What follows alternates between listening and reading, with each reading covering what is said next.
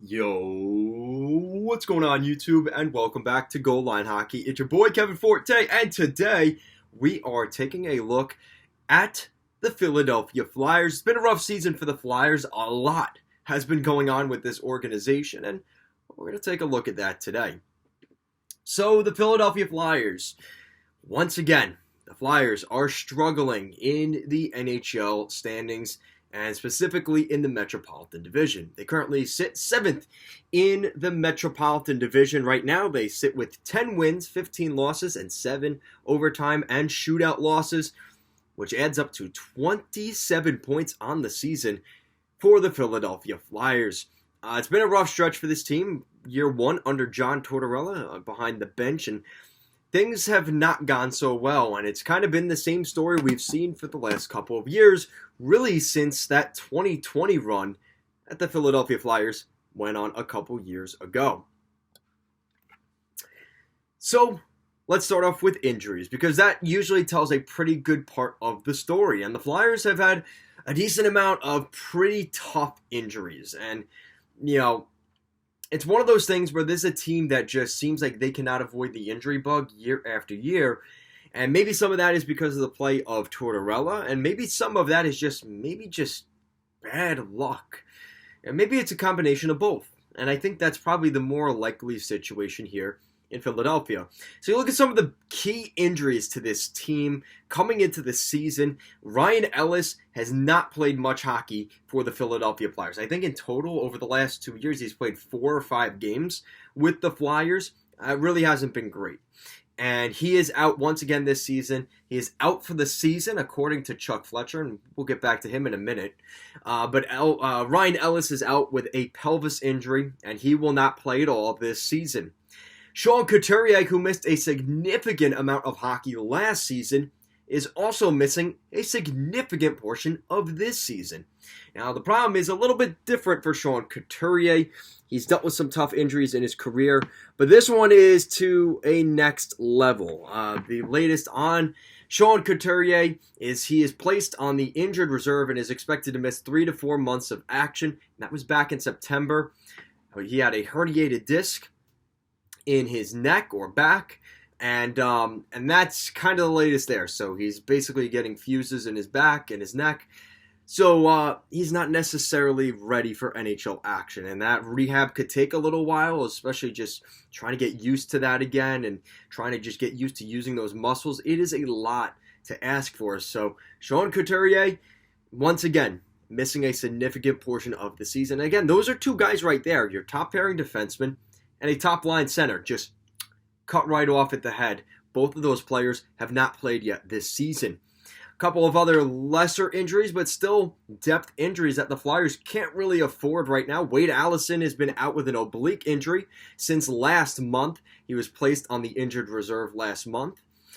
Cam Atkinson has been out since October with an upper body injury. Atkinson is reportedly close to a return, according to GM Chuck Fletcher. Bobby Brink had an injury last summer, a hip injury, and he has been placed on the injured reserve and is likely to miss the entirety of this season, but we haven't really heard much about Bobby Brink since. Tanner Laczynski, a couple weeks ago, December 5th, had a lower body injury and was placed on the injured reserve. A couple more injuries, just to add some salt to the wound. Zach McEwen has had an illness, and that is a more recent thing. And he missed the other night's game against the Rangers. A tough guy, a sandpaper guy, not fun to play against, out of the lineup. And then some help even from the Lehigh Valley Phantoms. Max Willman also out with an upper body injury. Again, we don't necessarily know the details either with either of those. Willman might be more of it might be something small. But he did not play the other night against the Rangers, and I think that was more of a game-time decision, so maybe he's just dealing with something. So that's 8 players right there for the Flyers I just mentioned that have been injured. And also remember, throughout stretches of this season, James Van Riemsdyk missed a significant portion of the last couple weeks with injury. Tony DeAngelo was out with personal reasons. I think some of that had to do, apparently his grandma had passed away. I can't guarantee that, but I think there was some personal issues at home. So he was attending those. So it's just been so many injuries with this team. And it's a good thing and a bad thing. It depends on how you look at it. Now, the good thing for the Flyers with all these injuries is we've seen a little bit more playing time from some of the younger guys, the guys that we've been waiting to see step up, showing glimpses of success. Owen Tippett is actually playing quite well for the Flyers. He's currently 4th on the team in goals right now. 4th on the team in points. He's got 14 points this season, which is pretty impressive. And he's actually 3rd on the team in goals this year. So Owen Tippett's doing something right. You look at Travis Sanheim, he's got 13 points this year, a pretty defensive-minded defenseman, actually playing quite well. So I'm happy to see him playing well. Morgan Frost has shown some real glimpses of just looking like a really good hockey player. The way he brings in the puck, might not like the comparison, but he reminds me a lot of Matt Barzal. He's got that little bit of twitchiness to his game and able to, kind of deceive the defenseman, and he's really been good with that. And I think Morgan Frost, some of the passes he's made, he's going to be a really good hockey player. It's just taken him a while to develop. He's had some tough injuries. He's had a struggle with he's had struggles adjusting to the professional game. It's definitely not the same game he was playing in the Western Hockey League, in the dub, but he seems to be adjusting a little bit. It's taken a while, but he's getting there. Same story for some of these other guys. We've seen a little bit more of Noah Cates and Jackson Cates. But the team is still not where they want to be. And that's kind of one of the things with the Flyers where you just want to see a little bit more. Cam York has gotten some ice time. He's played 5 games this year for the Flyers. He's already got 2 points this season for the Philadelphia Flyers, including a goal. So there is some glimpses of opportunity, right? When it rains, it pours in Philadelphia, but it allows guys to step up. And that's what we've seen to a lesser extent in Philly. Now, here's one of the bigger issues for the Flyers. So their goaltending. So Felix Sandstrom has just, and listen, this is no hate on the guy, but he has really struggled for the Flyers this season. In his 8 starts this year for the Flyers, he only has 1 win on the season. So it's been a rough stretch here for Felix Sandstrom. He's had a rough goals against average, rough save percentage. Carter Hart, though, on the other hand, kind of having a bounce back season. He's got a .913 save percentage. He's got 9 wins this season. So he's starting to show glimpses of what we saw a couple years ago. It's just not coming with the wins. And he has been able to steal a couple of games. That Devils game, he really stole that game at the Rock against their crosstown rival, New Jersey Devils, or up the turnpike rival, New Jersey Devils. I guess their cross-state rival is the Penguins, right? So, whatever the matter is, the Flyers have shown glimpses of success, but the problem is there's been so much noise, and I think some of that comes from the coaching staff. The other night against the Rangers, Kevin Hayes playing his old team against the New York Rangers at Wells Fargo Arena, they decided to healthy scratch Kevin Hayes, who is leading this team in goals and points. We don't necessarily know the full details there, but you gotta think for some reason, what's going on there with the Flyers? Why are they benching a guy that's actually producing points? I think that's something that Flyers fans are just like, I'm just done with this. What is going on here? And you look at their goals for this season, they currently sit 30th in the National Hockey League for goals for this season. They have 77 goals on the season. So why would you put your best point-producing player out of the lineup just because? And I think there's something to be said about maybe Tortorella and just trying to send a message, but that's not the best way to send a message. Is your leading point producer, whether you like him or not, is the driving force for your offense, and now you're going to just purposely kind of shave your teeth down for no reason. Again, that is where I have some questions with this Flyers team. And again, to be honest, this team hasn't really been built that well. We've talked about this ad infinitum for years now. Chuck Fletcher, bad decision as a GM. We knew that when it was done.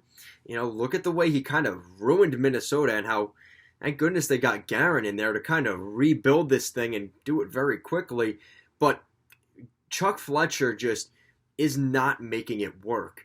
And what I worry about for the Flyers here is they, for some reason, don't make the big moves. Because we talked about this last year.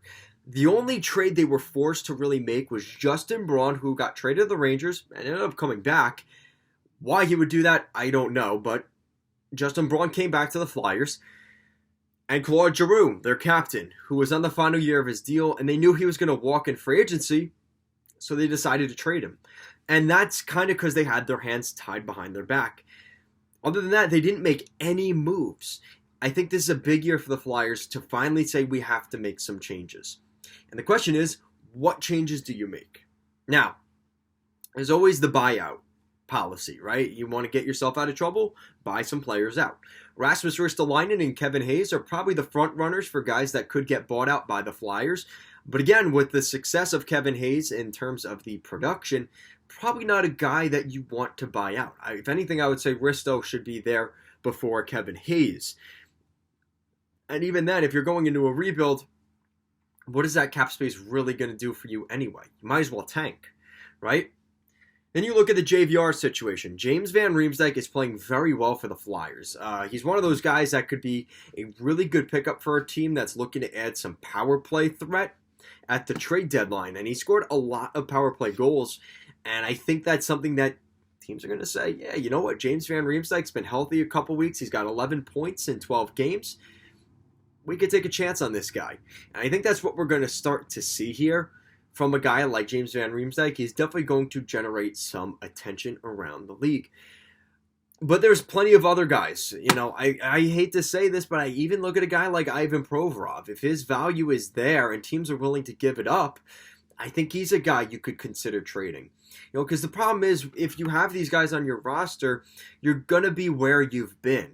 You need to get to a point where you bottom out. And if you have guys like Provorov and Van Riemsdyk, you're not necessarily going to bottom out.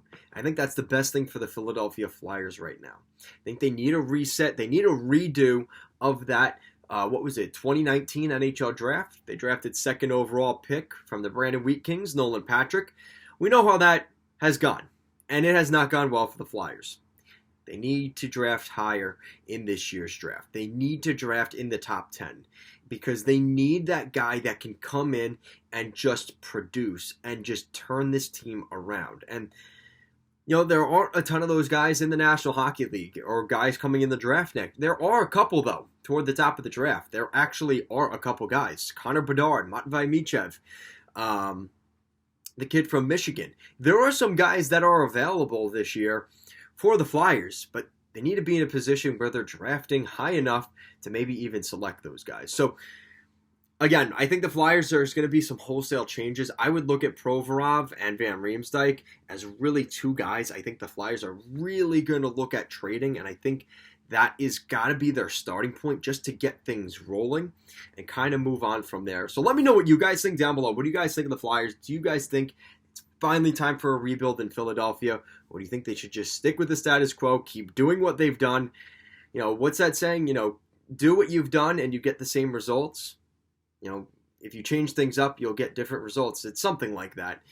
You know, if you keep doing what you're doing, you're not going to change. And that's kind of where the Flyers have been for 3 or 4 years now, since 2020.